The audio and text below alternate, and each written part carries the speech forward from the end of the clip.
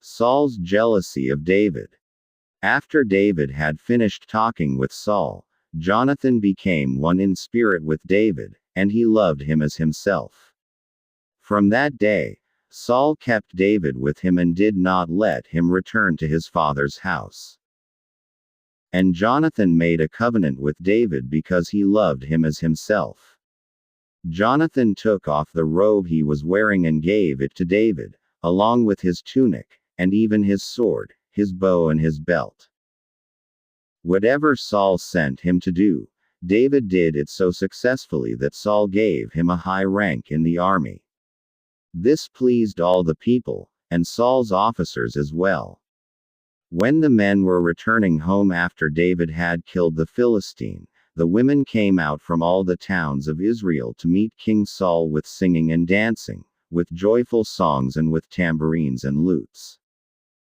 As they danced, they sang, "Saul has slain his thousands, and David his tens of thousands."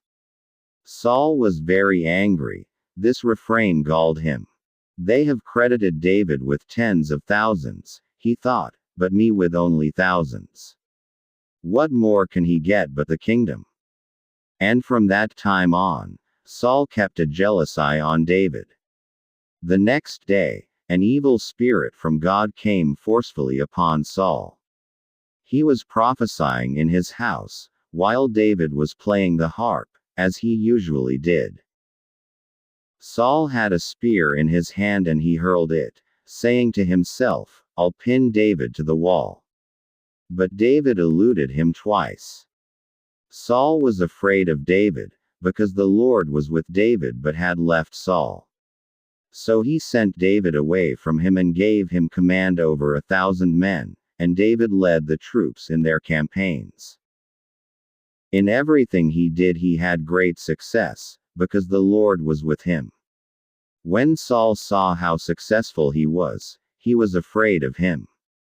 But all Israel and Judah loved David, because he led them in their campaigns. Saul said to David, "Here is my older daughter Merab. I will give her to you in marriage. Only serve me bravely and fight the battles of the Lord."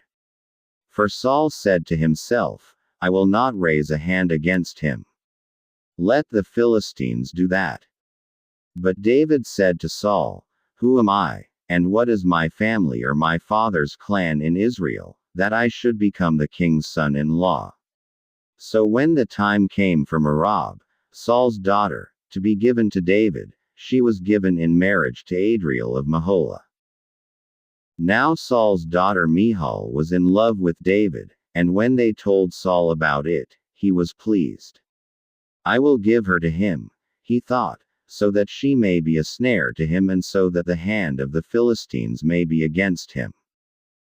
So Saul said to David, "Now you have a second opportunity to become my son-in-law." Then Saul ordered his attendants, "Speak to David privately and say, 'Look, the king is pleased with you, and his attendants all like you, now become his son-in-law.'" They repeated these words to David. But David said, "Do you think it is a small matter to become the king's son-in-law? I'm only a poor man and little known." When Saul's servants told him what David had said, Saul replied, "Say to David, the king wants no other price for the bride than 100 Philistine foreskins, to take revenge on his enemies." Saul's plan was to have David fall by the hands of the Philistines. When the attendants told David these things, he was pleased to become the king's son-in-law. So before the allotted time elapsed, David and his men went out and killed 200 Philistines. He brought their foreskins and presented the full number to the king so that he might become the king's son-in-law. Then Saul gave him his daughter Michal in marriage.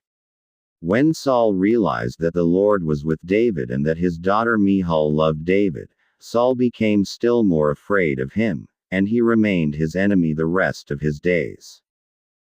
The Philistine commanders continued to go out to battle, and as often as they did, David met with more success than the rest of Saul's officers, and his name became well known.